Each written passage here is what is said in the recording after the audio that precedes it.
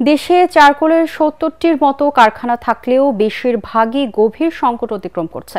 তাই চারকোল শিল্পকে রক্ষায় সরকারের নীতি সহায়তা এবং এই খাতকে ক্ষুদ্র থেকে মাঝারি শিল্পে উন্নত করার দাবি করেছে চারকোল শিল্প রক্ষা ও সংস্কার পরিষদ।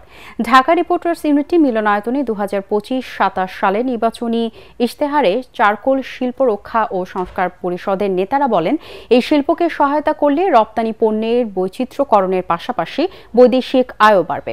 পাটের উচ্ছিষ্ট ও পাটকাঠির প্রক্রিয়াজাত অংশই চারকোল, যা ফটোকপির কালি, টুথপেস্ট এবং প্রসাধনীর অন্যতম কাঁচামাল। নেতারা বলেন, পৃথিবীর বিভিন্ন দেশে এসব শিল্পের পরিবেশ বান্ধব কাঁচামাল হিসেবে চারকোলের চাহিদা এবং ব্যবহার বাড়ছে।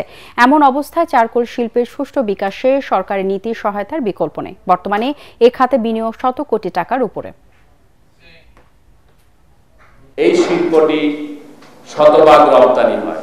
আমাদের দেশের অর্থনীতিতে এই শিল্পটি ক্ষুদ্র একটি ভূমিকা রাখে। এটার যদি বাজার মূল্য আমরা বৃদ্ধি করতে পারি, তাহলে দেশে বৈদেশিক মুদ্রার আপনার পরিমাণ বেড়ে যাবে এবং আমাদের জাতীয় অর্থনীতিতে ভূমিকা রাখবে।